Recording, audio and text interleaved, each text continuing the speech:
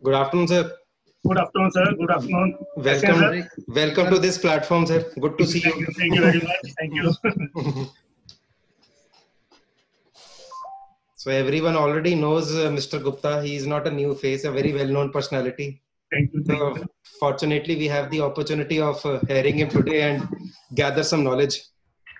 For last few days, we were in fact hearing Mr. Jindal also. He's there below, for an advocate from Ludhiana. So he's also joining us, and all other friends are also joining us.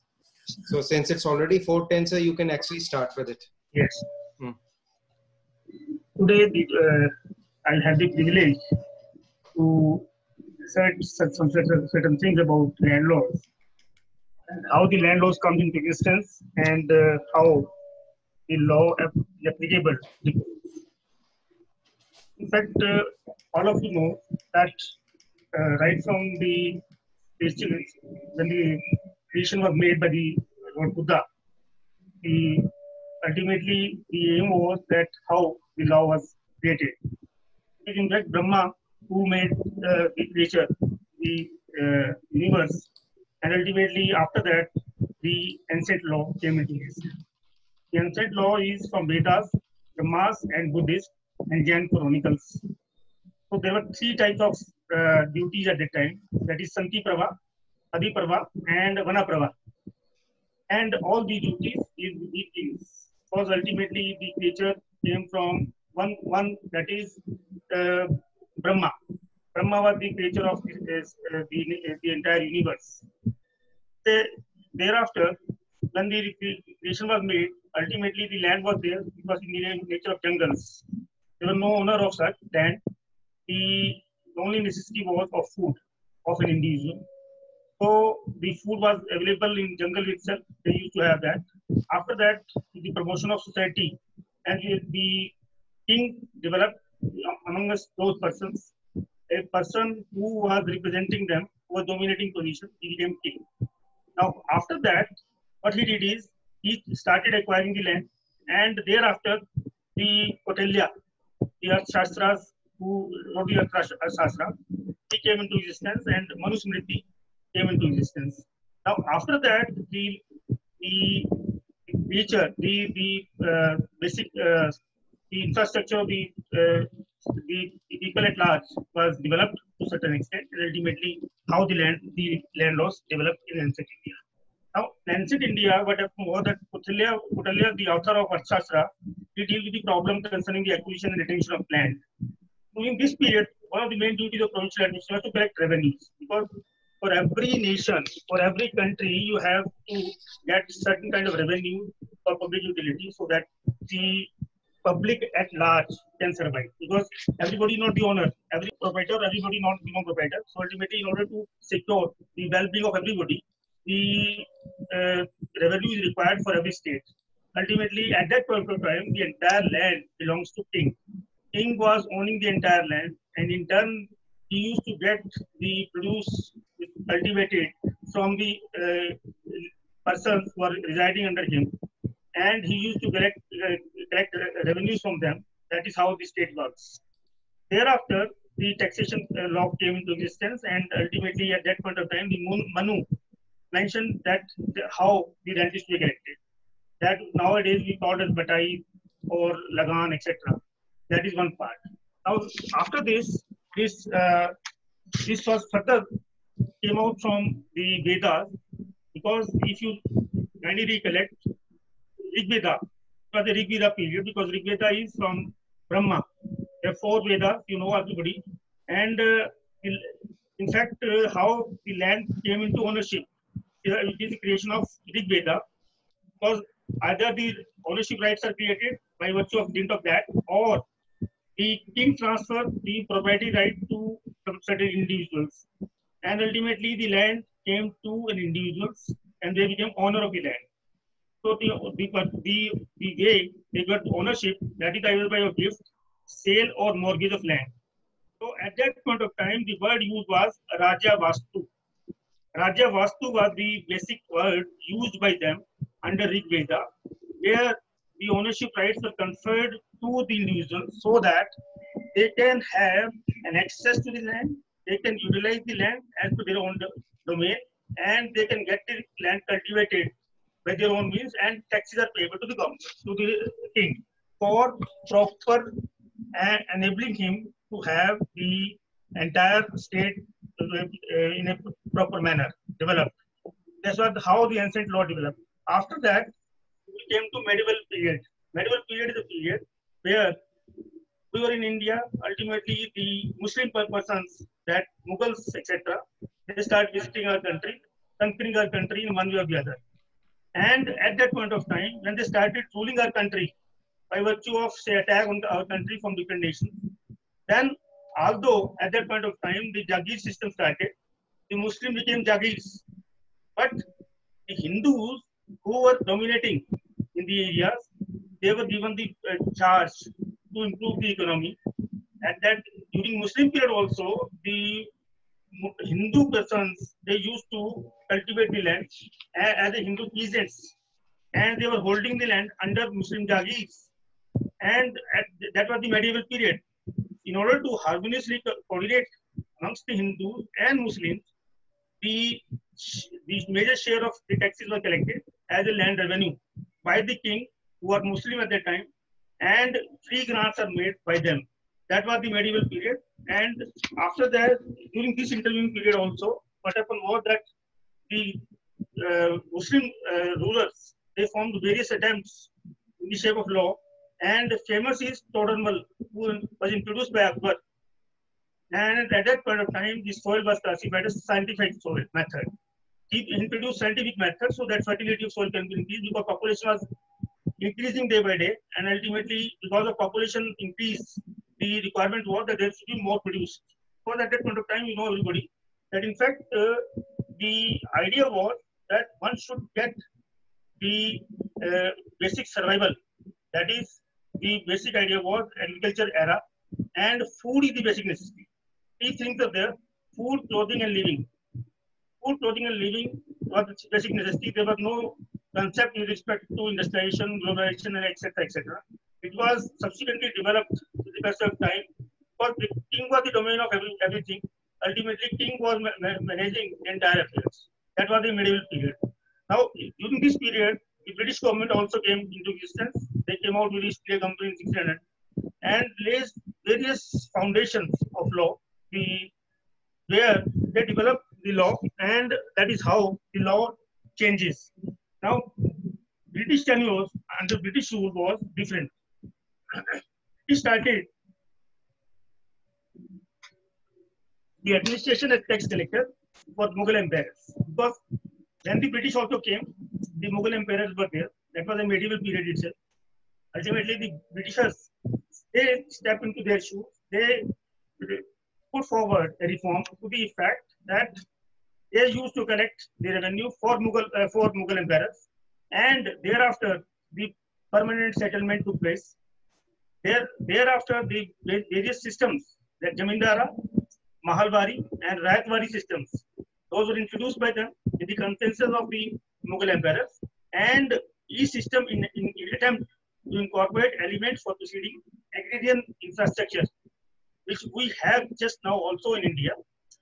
So the entire emphasis of land law, of entire land law, is with respect to agrarian reform, the agrarian structure of the land. And that is why in Constitution of India also, I'll just debate later on, the later portion of the discussion, that what is agrarian reform, and how, and what is the necessity of agrarian reform under land laws, and what is the agrarian infrastructure. That is the brief history I'm just giving, that the British government attempted to incorporate element of preceding agrarian structure. And that is how they came out with various legislations. Initially, they earmarked the entire system. They exploited the peasants, they exploited the Jamindaras, they exploited the Mahalwari system, they exploited Rayatwari, and ultimately the idea was to hold the entire property under their domain and to cull out even the Mughal emperors. And they finally succeeded also to some extent. That is how they did. It was so, in a nutshell, the ancient area was a religious era. Their material was changed to agriculture era, and partial rights of individuals were created. Thereafter, partial rights were recognized also. But the entire domain was of king. initially right from the day one. It was stipulated that the entire land belonged to the king. As of day also, the entire land belonged to the nation, that is to the state. That is why even under the acquisition proceedings, we say that compulsory acquisition, the government has a domain. Even if you have a constructed house or a constructed bungalow, government can acquire for a given purposes, give you compensation by virtue of the, say, amended legislations, because now you have a right also. That was the basic subject and the total concept of this basic law. Now here, what I emphasize is that till the independent, it is basically pre-independence era. Pre-independent era, the law developed, and all law legislations are formed by British government from time to time. Although the Mughal emperor had their role to play. Now, how this is developed is that for the first time they developed that the economy of the India is based on rural economy, and rural economy can only be developed if the land is cultivable. The produce comes out from the land in a appropriate manner, and the other infrastructure can be developed. Subsequently, because of immense change, that is industrialization, globalization, and urbanization, the law further developed. Law further changes from this sphere to that sphere. So I'll discuss the all concept of that. First, I will discuss about that how what is the agrarian reform. The agrarian reform, in narrow word, it is basically the credit measures. It's a training. It's an extension. It's a land consolidation. It's a reform. It's a concern with the right in land and their character, strength, and distribution. Reform is considered wider than land reform. Agrarian reform is rather wider because it's provided that not only land reform but also reform and development of a complementary institutional framework such as administrative agencies. It encompasses all programs designed to bring about improvement in all institutions surrounding farm life, as well as companion measures necessary to make the work of the tenant farm worker and owner cultivator successful.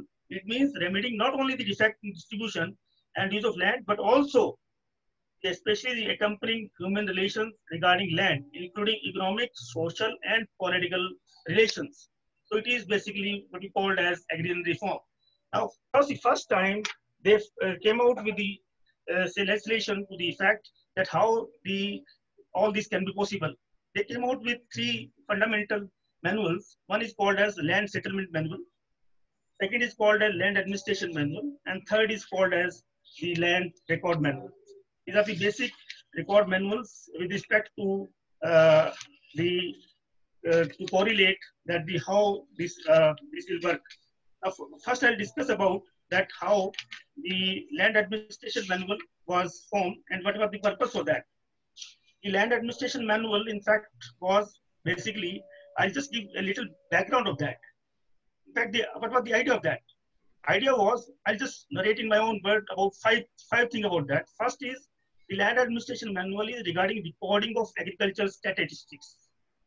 This is one part. Second is as a guardian and register of the rights in soil enjoyed by a private person. Third is भैया sorry मैं आपको बीच में disturb कर रहा हूँ. हमारे में ना कुछ लोग नोट भी कर रहे होते हैं, तो थोड़ा सा अगर आप स्लो चलेंगे तो थैंक यू भैया. I'll go slow. Thank you. I was on Punjab Land Administration Manual. हाँ जी भैया. It consists of basic fundamental principles. One is recording of agricultural statistics. That is providing that I'll just give that also. That in fact, if you, in total India we have say 1 lakh or 2 lakh hectare land, so that is total statistics coming in that. So we are concerned with Punjab and Haryana because Haryana was one at that time. So we are concerned with that. That is agricultural statistics. This is one part. Second part is regarding guardian and register of rights in soil enjoyed by private persons. How you are owner? Because the concept of ownership was different. Because if you are born and you occupy certain land at the time, when the land, there was no owner. Ultimately, the person who occupied the land at that time, the occupation was itself treated as ownership right. That is akin to Section 110 of the Evidence Act also, because you know everybody is aware of that. That in fact, the possession is the best title of everybody, and until unless that is in fact proved by negative covenant in that context, you cannot display from that. So that is why they say that as a guardian and register of rights in soil enjoyed by private person. So to show you as ownership, tenancy rights, occupancy tenancy rights, or other rights, mortgage rights, etc., the register is maintained. Third is as a collector for land revenue.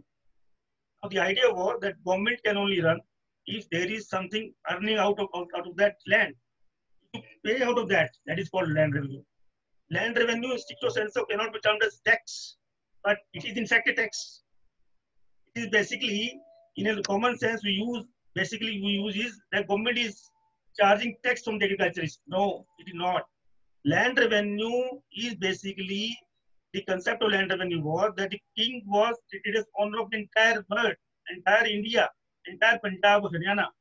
And ultimately, because the king allow you to cultivate that land, and in turn he is getting revenue out of that, that is called land revenue. Not a tax as such. And that is why in Haryana or in Punjab also, both these things, the land revenues has since been abolished by the government itself.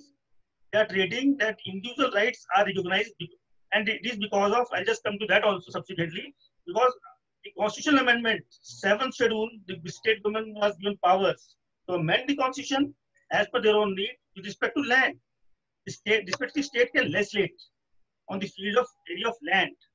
You cannot say that the central government has rights only to legislate. It is the state prerogative also, because it is now in the state list. Fourth is as a promoter of stability and improvement of landed property. The idea is that you have land, meaning thereby you have banjir land, that it is of no use. It is lying as it is. But if it is cultivable, you are earning out of that land, and in that eventuality, promoter of stability and improvement of landed property, meaning thereby that you must earn out of that. To start the construction, that will come to in the later portion of the discussion, that if you start construction, that is part of industrialization, globalization, and urbanization also. That is separate issue. But here we are concerned with agriculture era. That was fourth aspect. Fourth was promoter of stability and improvement of landed property. And fifth, as a judge between landowner and tenant. That is the whole theme of the Punjab Land Administration Manual. That was one part. And I'll discuss in that further part the fact that under the Punjab Land Administration Manual, what they say is that all kind of powers are given which flows from the circumstances operating thereunder, so that the land, different nature of land can be defined, and the land revenue payable, the rights vis-a-vis the landlord and tenants, mortgagee rights, the nature of the land can be discussed. That is one. Now, second is with respect to the land settlement manual. The land settlement manual is totally a different area which has different connotation. In fact, the land settlement manual pertains to a different structure to the effect that it consists of two branches basically. One is regarding assessment, and second is regarding framing of record of rights. Assessment means that in fact how the land which is demarcated for agriculture purposes or for different purposes under land administration manual can be assessed to land revenue, and what is the procedure of that, and how the record of rights are framed. That is the Jamandi, the Girdabri, the mutations, who are all aware that in fact there are thousands of words in that legal. I would say that in fact it's a legal parlance to the effect that in fact there are so many words in the book to the effect that how the record is to be maintained. But in order to understand what is record of right, sometimes a question arises in the mind of everybody, including me also, that we define that in fact how a record of right is created. A person who is owner transferring the property by your sale deed, by your gift deed, by your relinquishment deed, and all, or so many other methods. That is not a record of right. That is a title deed. But the report of right, you report to the concerned officer concerned as per the provision of land administration manual. Thereafter, the settlement take place under settlement manual. He assessed, he framed record of rights, he directs, and then third manual comes, that is Punjab Land Record Manual. That is how the procedure is prescribed in that. Punjab Land Record Manual prescribed about the procedure that you authenticate your transaction to a concerned officer, and ultimately concerned officers, after notifying to the agreed person or to the person from whom you purchase the property or for the title, after notifying him, enter your record, and thereafter proceed on and on. That is called Punjab Land Record Manual. So the three manuals I'm discussing, one is Punjab Land Administration Manual, second is Punjab Settlement Manual, third is Punjab Land Record Manual. Now, I was initially on Punjab Administration Manual. I have already given you the five basic fundamental principles in that, how the concept arises. Now, a question arises that, in fact, what is the, suppose there are lands which are abutting rivers also. There are lands which are without boundaries. There are lands for which the disputes are there between two states. Now we are discussing about Punjab and Haryana. What about Uttar Pradesh? What about Himachal Pradesh? And so on. What about Delhi? How the boundaries are determined? I'm sorry.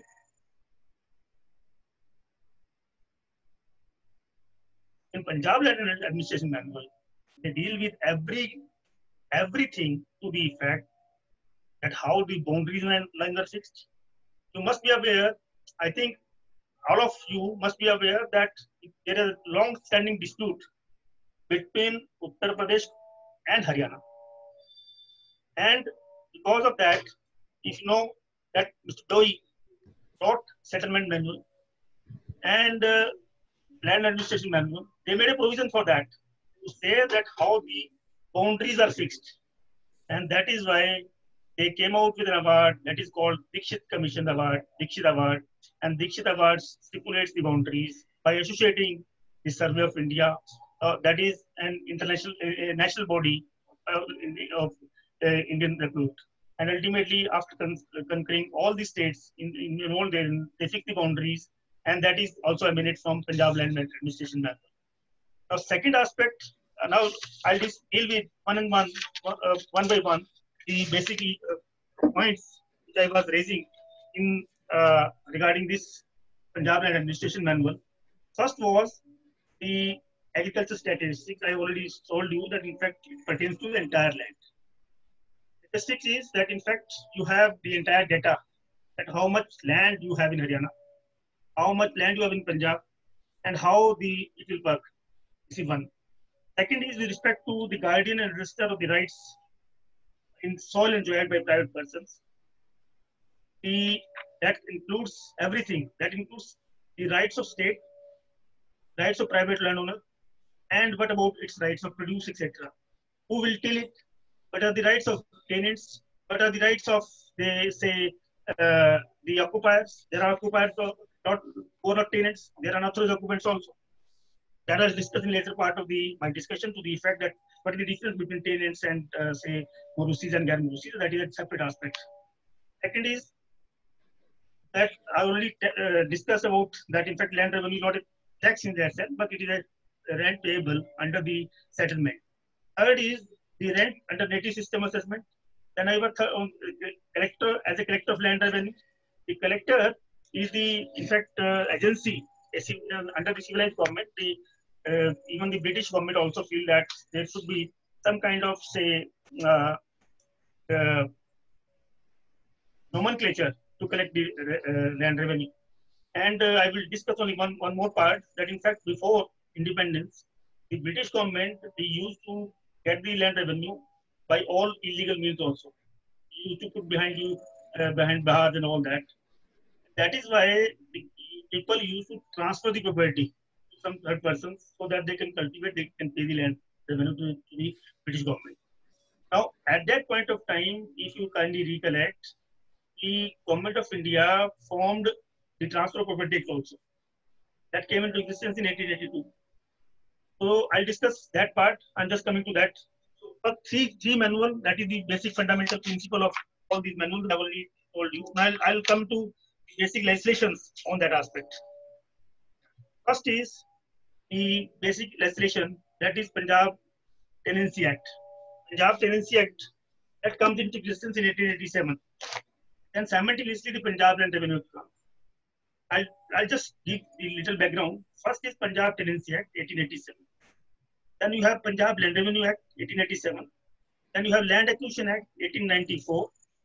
Then you have the Transfer of Property Act 1882. Transfer of Property Act only deals with the properties which are urban. It is not concerning with agricultural property except for the purpose of sale. Leases, etc., or tenancy rights, etc., are governed by, of agricultural land, are governed by Punjab Tenancy Act or under Punjab Security of Land Tenures Act, that is the latest, that is Post Independence Act. So that is separate enactments. But here is a case where I am discussing the Punjab Tenancy Act. The Punjab Tenancy Act deals with right of tenants vis-a-vis the owners. What kind of tenants you are, how many tenants are there. And I'll discuss now what is the difference between occupancy tenant and the tenants at will. Now,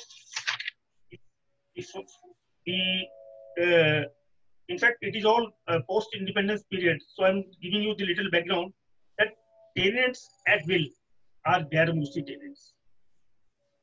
Tenants at will are that if I am the owner, I ask Mr. Bhardwaj that you cultivate my land, and ultimately he starts cultivating my land without any contract and without paying anything in that. He'll be Gair Mulsi. He's my unauthorized occupant. He's at my will. I can ask him, please go, leave my land. So he's Gair Mulsi. But if there is a contractual agreement entered between the parties, even if there is no liability to pay rent, even if you are paying the land revenue only, then you are occupancy tenant. That occupancy tenant is further classified as Morusi or inheritable right. You can inherit that tenancy. But if you are Gair Mulsi, you are tenant at will, you are unauthorized occupant, you cannot inherit the tenancy rights. Rather, it is also wrong nomenclature to the fact that the persons who are inheriting the property as an unauthorized occupant, there is no concept of that inherit. It is only the legal rights you can inherit. You cannot inherit the illegal right of an individual anyway. So that is the concept, and how the security are given to the tenants, how they are evicted, how they can go to the court. There are provisions in Punjab Tenancy Act to the effect, I will not discuss because everybody knows, and it is all written in the books itself, that you can apply to the court concerned. Rather, there is a specific provision under Section 50 of the Punjab Tenancy Act to the effect that with respect to male heirs, the tenancy is inheritable. With respect to female, it is not. And why it is not? Because at that point of time, when the legislation was made, the rights of ladies, rights of female was treated as subservient. That was not, in fact, treated as equal to the male's right at par with Hindu Succession Act. There was amendment in Hindu Succession Act. It also needs amendment to that effect. And now there is no difference between male and female. So ultimately, amendment is proposed to be done. And there are certain recommendations made by me also at the time that I have written something to the legislations that, in fact, at par with Hindu Succession Act, if you are amending that act, to amend other acts also. If you are allowing the inheritance with respect to an individual as co-partner, as female as a co-partner from 2005, why not another act also? That was one part. The second legislation is with respect to Punjab Land Revenue Act. Now, Punjab Land Revenue Act is also a very unique act. Discuss with how the property is transferred, what are the basic classes of the officers who are dealing, what are the basic classes of the officers who are controlling the entire affairs, and how you can go to the court of law by way of the original petition, by way of say appeal, or by way of revision, or to come to the High Court also. There are certain provisions in that to the effect that even the judicial civil court is barred because the revenue courts are given the same powers as are given to the civil courts. And the idea was that in fact your record of rights are updated and you can enjoy your land without any hindrance. Your rights as a tenant, your rights as a proprietor, your rights as a proprietor are protected. And in case there are number of other co-sharer in particular holdings, then you can apply to the court for partition. And for partition also, they made, legislature in this region has made several amendments regarding arbitration, regarding private partitions, regarding now in CPC also, all of you are aware that Section 89 and CPC is added to the effect that in fact, in order to bring to the to minimize the litigation and to settle the rights once for all at the earliest, there are certain nomenclature provided to the effect arbitration, conciliation, mediation, etc.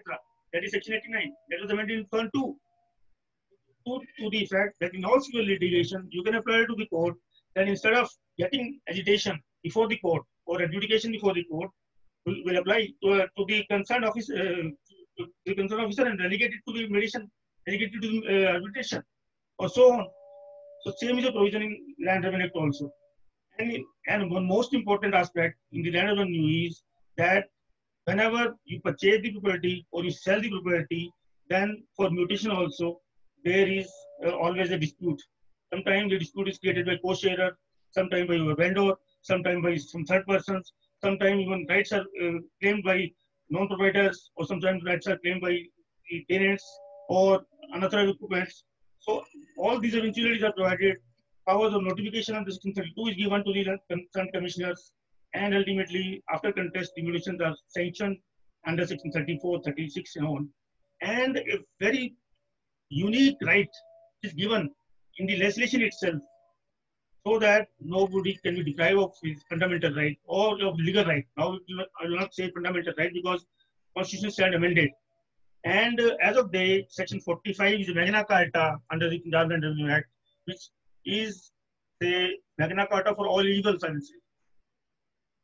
To the effect that you can approach the civil court for adjudication of all rights where there is a right, title, or interest for a certain property. Even if you are third person, if you want to get the matter adjudicated, you can go to the court, civil court. And the verdict of civil court is binding on revenue court, not binding. That is regarding the Punjab Land Revenue. That is with respect to agriculture holdings. With respect to the urban holdings, the Transfer of Property Act made certain provisions. There's a catch in that. Punjab and Haryana, Section 3, the Transfer of Property Act, they say, shall apply only in a case where the provision is specifically notified, not otherwise. Now, till 1955, there was no notification with respect to applicability of any of the provision of Punjab Transfer of Property Act in Haryana or Punjab. Because for the first time in 1955, only 3 provisions of the Transfer of Property Act were made applicable in Punjab and Haryana. Those are with respect to sale, with respect to gift, and with respect to, say, lease of the property, and not more than that. As of day also, certain provisions are amended in Punjab and in Haryana to the effect that only 2 of the provisions of the mortgage, 58, that is with respect to the equitable mortgage, that is by deposit title deed under Section 58F, and the 58A, the simple mortgage, were enforced, not more than that. Even with respect to usufructuary mortgage also, with respect to mortgage by conditional sale or say analogous mortgage, we do not applicable. I would say that in Punjab and Haryana, as of date, the general principle of Transfer of Property Act are applicable in given circumstances, but not all the provisions are applicable. It is only by notification certain provisions are made applicable with respect to urban holdings. That is one part. The second part is very interesting. I was confronted with a situation in one case where I was arguing about a case that with respect to the exchange degree of exchange. I was arguing with respect to the fact that exchange degree requires registration because it confers the right for the first time. So The argument was that in fact, if there is exchange, whether role exchange is permissible. I was confronted with a situation that under Indian Registration Act, it amounts to transfer of property. Section 17 says if it amounts to transfer of property for more than 100, it requires registration. And with respect to under Transfer of Property Act, it is not applicable. For Transfer of Property Act, it is not applicable in Haryana, Punjab. So I was arguing that in fact it is not applicable, so it's not registration. But what about Registration Act? That was an anomalous situation created. So my argument at that time was that in fact the whole everything, because Transfer of Property Act is a dominating effect over Registration Act also, and the ipso facto provision cannot apply in that, so it may not require registration. And that was accepted also. So that was accepted also to the extent. That was with respect to urban holdings. Now I will not debate on that aspect any further about the Transfer of Property Act, because I already said that certain provisions are applicable, only principles are applicable, and most of you are aware that our full bench in 62 has already debated on this to the effect that yes, only few provisions are applicable as notified by the government, not beyond that. That is post pre-independent era. I'll come to post-independent era. That how one more aspect which is more important is with respect to the Land Acquisition Act also, 94. Now I was talking about that in fact when the British government came, ultimately they correlated with Mughal Empire.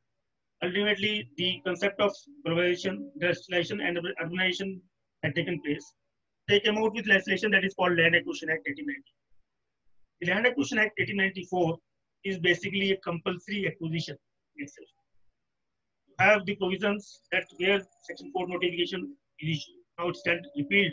The new act came out 2013. Section 4 was the notification of intention to acquire certain holding, that is compulsory acquisition. And is followed by objections. And Section 6, the declaration. And Section 9, the award.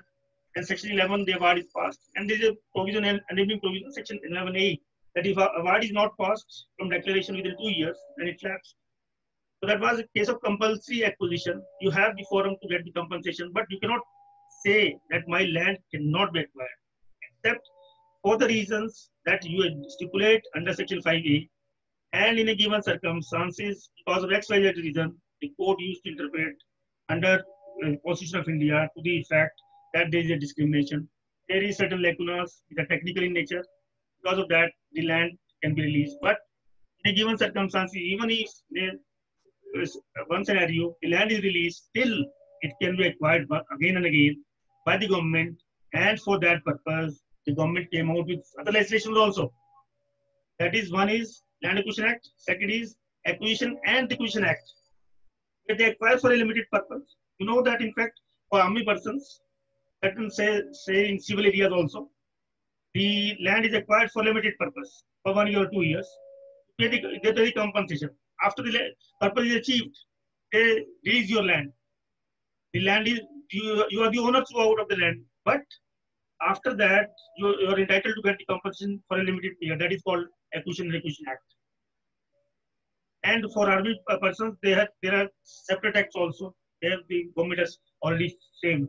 So this is called the pre-independent era. Now when the independence came, the government, in fact, the constitution was came into existence with effect on 21st January 1950. And ultimately in constitution itself, initially, you are all aware that in fact, Article 31, they named that the right to property is a fundamental right. That will be constituted in Part 3 of the Constitution of India. And that is how, because they were the treaty that property, holding of a property by an individual is his own right. It's a fundamental right. You cannot take it away, except in accordance with law. Because fundamental right can only be seized in certain circumstances, envisaged in Constitution of India itself, not beyond that. So initially they came out that it is a fundamental right.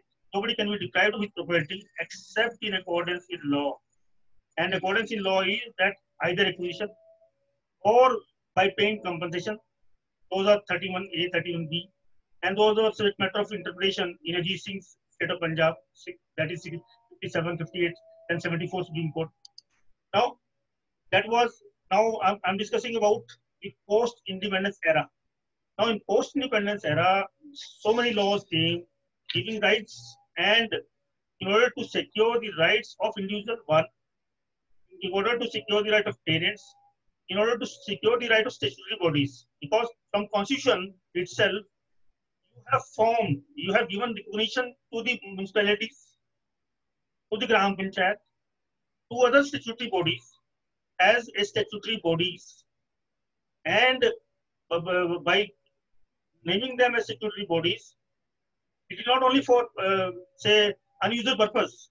It is for some purpose so that the development activity in the area can be done, and the basic preamble of the constitution coupled with basic fundamental principle with respect to industrialization, globalization, and urbanization of the country can be meted.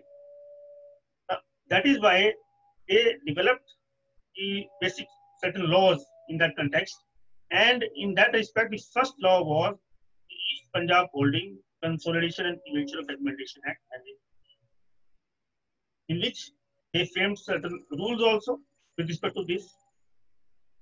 The idea was that in fact the land which is lying in the say in scattered positions, if I am the owner of say 10 acres of land, but that land is in same estate, but say scattered at different places or not yielding properly. For that purpose, they came out with a restriction that is called as East Punjab Holding Consolidation and Prevention of Fragmentation Act 1948 to consolidate and prevention of fragmentation.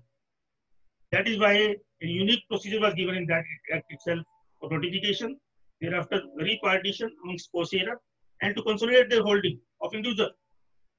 The second act was with respect to the security of tenants, that is called as the Punjab Occupancy Tenants Vesting of Propriety Act 1950.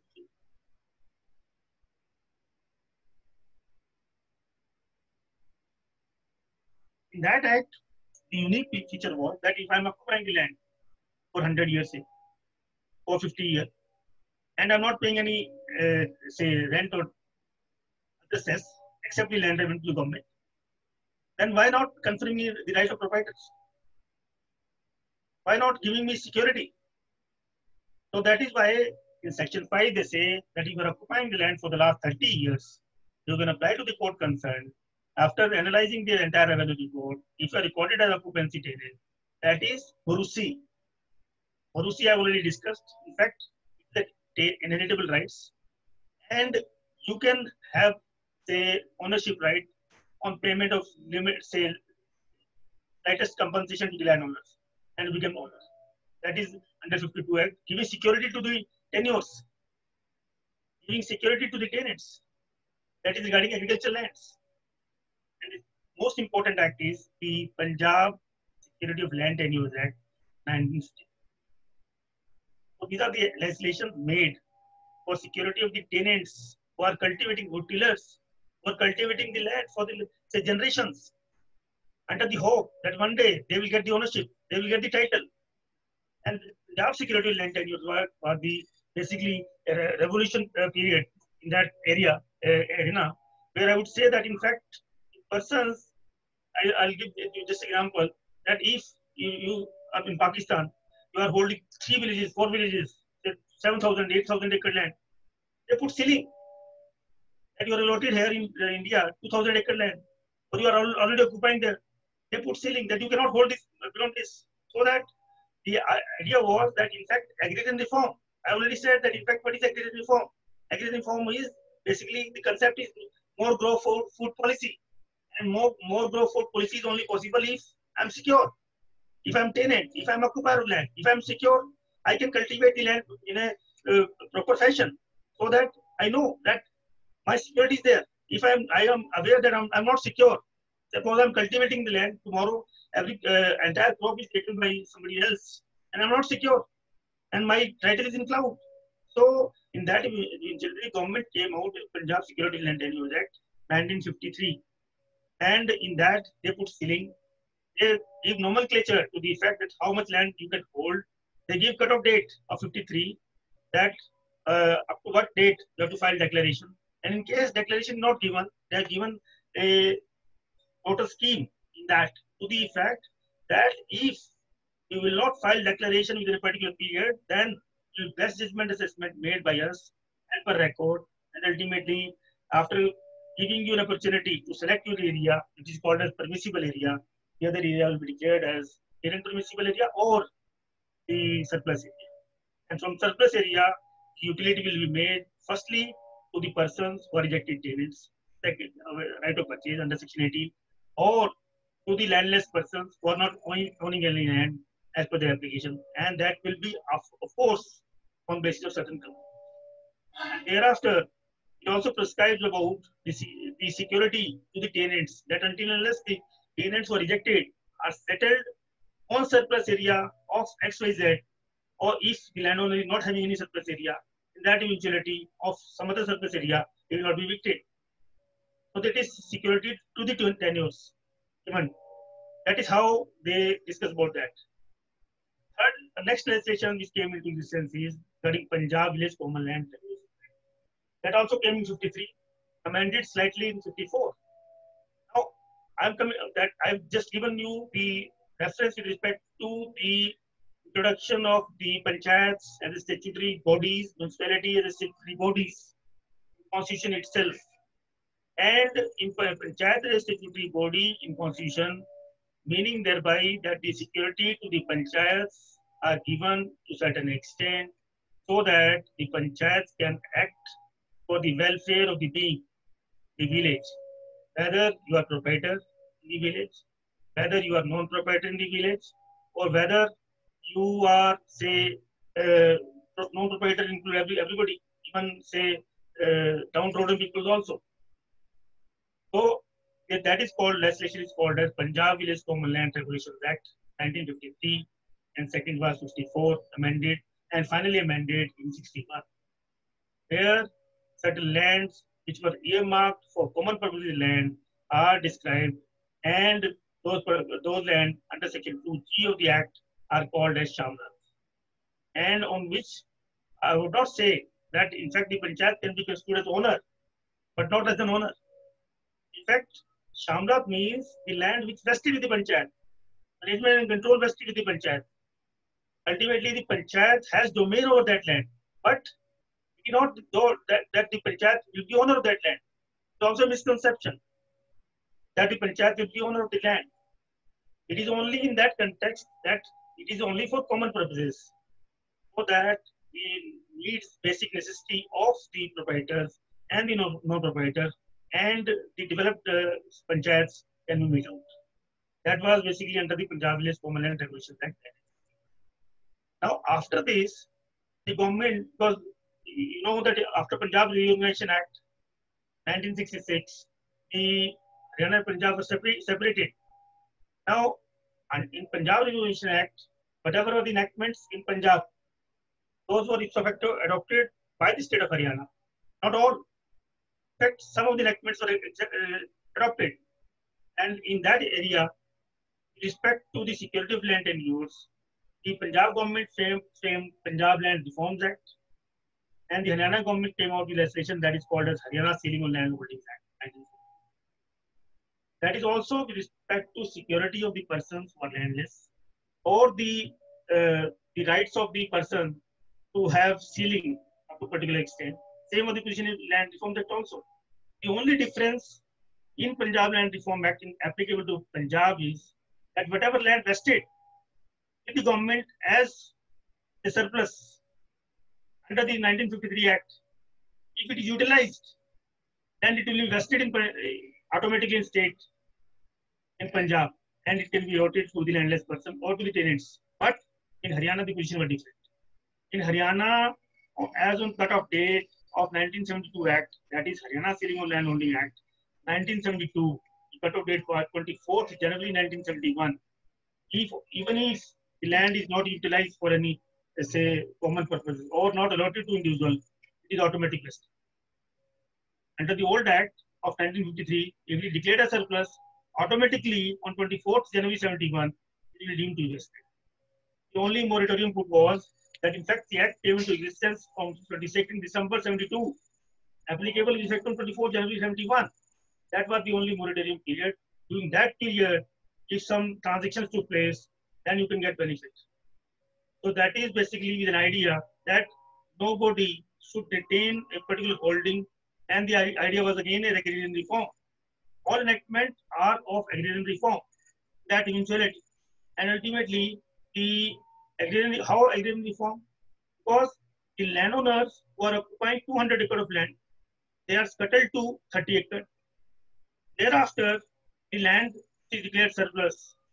First, it will go to the tenants in the municipal area, and the entire other surplus area will be allotted to the landless person, so that the cultivation is possible in a proper manner, and the persons who are holding land now, initially as a say occupier, now they are owners on payment of certain compensation to the government, to the landowners, to be paid by the government to the landowners.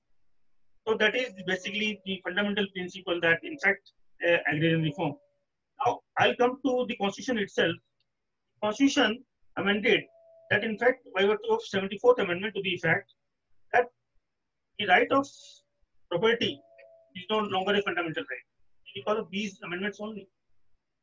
Because in entire India, different legislations were made by different states.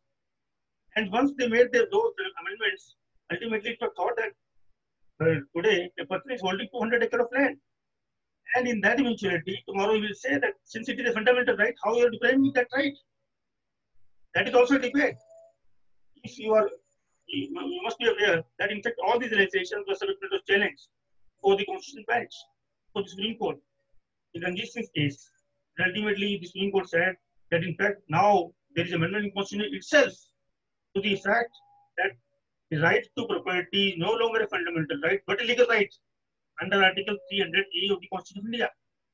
There is a vast difference between a fundamental right and a legal right. Legal right is you can acquire property, but up to a certain limit.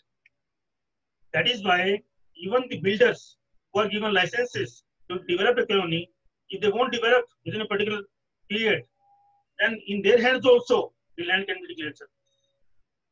I came across a case in High Court itself where we challenged that in fact the builder is occupying the land for 400 acres for 3 years.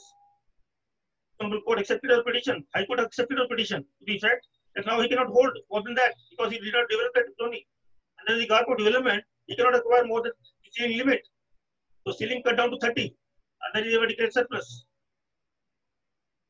So how the law came into existence? Legal right is something different. Legal right is that you can have property, but within the domain of law. It's visible in law, not beyond that. That is all about the agricultural holding. Now just come to the urban properties also to some extent. In urban property, with respect to secure the tenure, initially East Punjab Urban Rent Restriction Act was formed in 1949, giving rights to the tenants of certain properties. And there are, in fact, everybody is dealing with all cases that personal ST and all that, NRI, landlord, everything. Securities are given to tenants in that enactment. And similarly, in Haryana also, after reorganization, the Haryana Urban Control of Rent and Eviction Act, 1973 came into existence. They also came out with similar kind of legislation with all rights therein, where they say that in fact the right and urban property also is to be given to the tenants, and the security is to be given, the right of eviction, how eviction is possible, and how the entire process is to be done. Then there are remedies in appeal and revision also. So in urban legislations also, the rights are given to the tenants, the corresponding liabilities are also of the tenants, and in rural properties also, the agricultural property also, certain legislations are there which are there. Now in Haryana, there are certain other legislation made with respect to conferring rights upon the persons who are a holder of say government properties also. That is 2008, the Haryana Evictive Properties Management and Disposal Act 2008 came into existence. Then in 2010, Haryana Solidar Kotimar, Ufaidar, Mukarradar, and Rights of Property Act 2010 came into this. Those are also unique acts. These are also acts of agrarian reform. The Haryana Evacuee Properties Management and Disposal Act 2008 came into existence only with an idea that evacuee property, you must be aware, and under the Administration of Evacuee Property Act 1050. What is evacuee? Evacuee is that you are Muslim in India. You have migrated to Pakistan at the time of partition. You left the property here. That will become evacuee property. But that can only evacuee be declared under Section 16 of the Act, not otherwise. You cannot claim as a matter of fact that Muslim has gone, so it will be automatically evacuee. Although, as a in fact, a student of law, I would say that we are using or misusing all kind of terms in that way, but it is not. And ultimately, they say that if XYZ is occupying that property, this is called as evacuee property in Haryana, then if you're occupying evacuee property for a limited or for that period, then you can be conferred proprietary right in that eventuality by paying certain compensation to the government. That is also agrarian reform, because the idea was that you're cultivating land for so many years. And similarly, the latest legislation on the aspect is Haryana Dolidar, Totimar, Bondidar, and Mukarradar Vesting Property Act. But it is, in fact, Dolidar is basically all grants. Ufaidar is also grant. Dolidar is a grant given to, say, basically it will be to Pandit community. Because the basic idea was that, in fact, the persons who are downtrodden, they were not having any kind of, say, space even to have livelihood. So these people, they used to have wells, they used to have water channels and all other areas to provide service, and they depute some kind of, say, their own associates, and they used to give them grant. That is why the legislation came out of the act that, in fact, if a man is occupying the property for 100 years, for 200 years, and now he pays the 500 per acre, then he can be given property rights. So it is a matter of agrarian reform. So in law, in fact, the basic idea was that how the law develops and how the law comes, it is correlated. It is not, I'm not saying that, in fact, owners are to be deprived of the entire property. But what I'm saying is that all legislations, they hint that nobody is above state. State is the basically, in fact, custodian of all laws, custodian of all properties, and state has all kind of powers to make legislation so that in smooth manner the entire functioning development can take place. This is one part. Now, second, only last part which I'll say is that first is with respect to the changing scenario, globalization, industrialization, and the urbanization, the urban acts also developed. The urban acts that, in fact, would act, that is how the urbanization took place. That is also a vast area, but we have the paucity of time, I think, and because of that, I've not been able to comment on that. In fact, if opportunity will be given next time, then we'll speak of that. If you have any question about that. Thank you, Priya. Thank you so much for your time. It was really a wonderful session. I came to know about so many acts. Actually, जब हम land laws की बात करते हैं तो हम तो 2-3 तक सीमित होके रह जाते हैं. But today we came to know that there are a lot more into land revenue. Thank you very much. Thank you. So the session is open for questions. Anybody, if anybody want to ask anything, I can unmute him. लेकिन सबसे पहले मैं भैया आपसे एक preposition पूछना चाहता हूँ. Yes. एक ढोलीदार प्रॉपर्टी थी जो कि ढोली के पास थी, उसने आगे वो 99 ईयर लीज पे एक बंदे को दे दी. 99 ईयर लीज पे जब वो दे दी तो वो Punjab village common land act के अंदर जो विलेजर्स थे उन्होंने चैलेंज किया, पंचायत ने चैलेंज किया कि जी ये जमीन जो है ये पंचायत की जमीन है, ढोली ने अगर इस पे से अपना राइट छोड़ दिया तो फिर ढोली का राइट खत्म हो गया, ये पंचायत में वापस आनी चाहिए. Under the Punjab village common land act supreme court तक केस चला, सुप्रीम कोर्ट तक जाके ये फाइनलाइज हो गया कि सिंस ढोलीदार ने अपना राइट छोड़ दिया तो ये प्रॉपर्टी जो है ये इन बंदों को लीज डीड के थ्रू नहीं आ सकती. although the lease has never been challenged by anybody.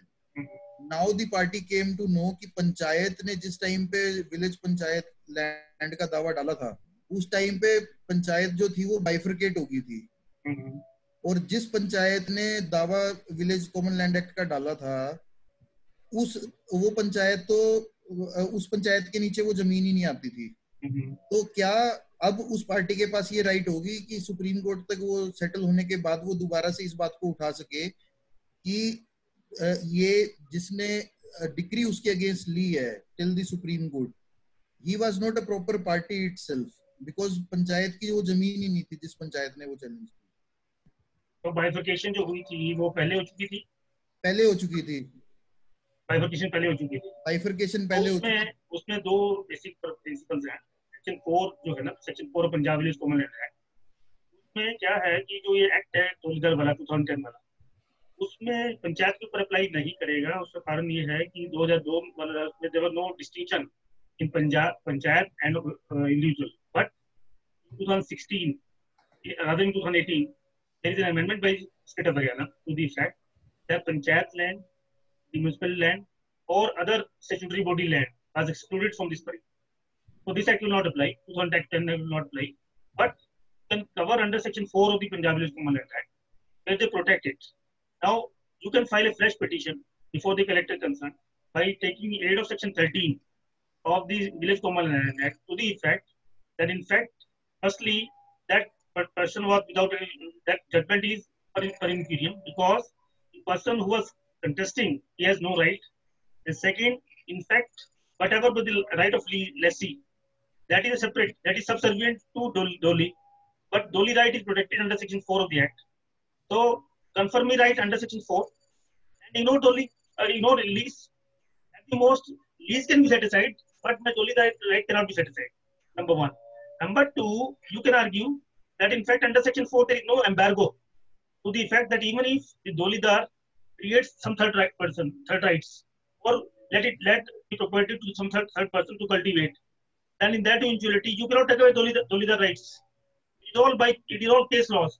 Case law is applicable to individuals to the effect that if Dolidar, because it is like this, you will be governed by Shart Wajibulaj. What Shart Wajibulaj says is that if Shart Wajibulaj mention or mutation of Doli mention that in case Doli lease out the property, then Doli will be extinguished.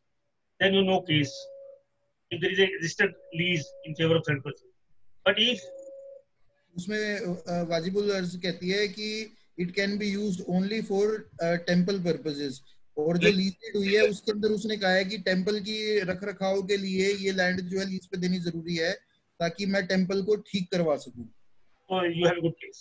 You have a good case. Under section 4, you can take the aid of section 4 of Punjab Village Common Land Act by filing a fresh petition before the collector. Under section 13 of the act, to the effect that I am the owner of this property by virtue of section 4, and ignore all these judgments. And you will be supported by full bench of our court. This is our own judgment. This is Saru Rajiv Balla and R.K. Jain. They say that in fact all these judgments which are passed beyond the purview of this act are declared as null. Thank you, भैया. ये जो आप amendment बता रहे हैं, yes sir, yes. जो भैया प्रथम पहचान लिया होगा, जो अमेंडमेंट बता रहे हैं आप ये डोलीदार वाले एक्ट में, ये अमेंडमेंट नोटिफिकेशन तो है हमारे पास 2018 की, क्या आ गया प्रॉपर लेजिस्लेचर से होके, जैसे गवर्नर से सेंटर से कुछ हुआ है? इसके ऊपर भी एक्चुअली क्या है कि there is a doubt about it, because this act of 2010 the principal act act 11 का 2010 का एक्ट है, लेकिन इट वाज नोटिफाइड इन 2011 में हुआ है. Yes yes. अमेंडमेंट सेक्शन 4(1) की yes 2018 में किया with retrospective effect, and there are doubts about it because the entire principal act is under challenge. For the High Court itself. Is it under challenge? Yes. In High Court. I'm the counsel in okay. How the matter is. But is there any stay? Yes, in some matter status was granted, but enactment is not stayed. Amendment has not been stayed. Not. Thank you. Anyone else for the questions? Karan, you were wanting to ask? No. Anyone else for the questions? Nilesh, we can conclude then. Vishal ji, Karan, मैं आपको एक बात बताता हूँ भैया के बारे में ना, मतलब I should share it at this platform, क्योंकि मेरा पर्सनल एक्सपीरियंस था, तो ये सबको पता होना जरूरी है जो भी हाई कोर्ट में प्रैक्टिस करते हैं। भैया के साथ मेरी जानकारी बनी 2007-2008 में, जब मैं करनाल जाया करता था केसेस वगैरह लेने। तो उस टाइम पे मैं जिस भी सीट से काम लेके आता था, तो वो ये कहते थे कि अगर कुछ समझ में ना आए ना तो गुप्ता साहब से पूछ लेना। तो मैं हमेशा सोचता था ये गुप्ता साहब कौन है, गुप्ता साहब मैंने कभी मिला नहीं, कभी देखे नहीं, गुप्ता साहब।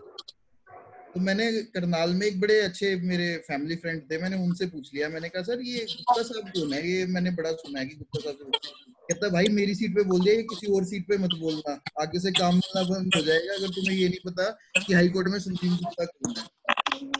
उससे हमारी दोस्ती हुई, सब कुछ हुआ। फिर during my practice for 15 years भैया कई बार ऐसा हुआ है मेरे साथ अर्जेंट केस के अंदर कि मैं अर्जेंट में बैठा हूँ, भैया आगे साइड में बैठते हैं टेंशन में, जैसे हम फाइल पढ़ रहे होते हैं, तो भैया कहते हैं कि हाँ क्या है, क्या प्रेपोजिशन है, तो मैं बताता हूँ ऐसे ऐसे ये प्रेपोजिशन है। कहते हैं ये लो देख लिया, हाँ जी भैया देख लिया।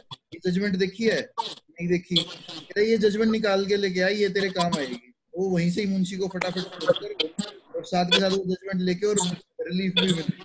तो he not only the legal experience, this man is very good, he is very good by heart also. जब भी कभी किसी को जरूरत पड़ती है, मेरे को तो जब भी जरूरत पड़ती है, he is the man who I see at least in civil law and land law. So I wanted this to share on this platform.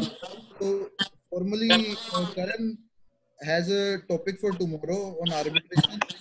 I would like Karan to tell about the tomorrow's topic and to give us short summary brief of today's topic we have discussed. हाँ, Ajay Jindal sir has a question. Sir Sanjeev sir, मैं आपको